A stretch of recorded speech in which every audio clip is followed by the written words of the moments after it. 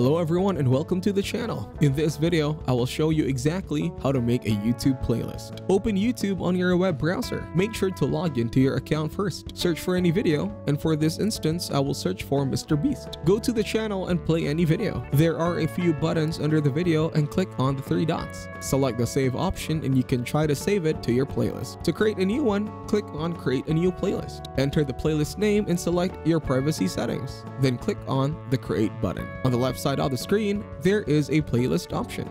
Click on it and you will see all the playlists you have created. You can play video by simply clicking on it.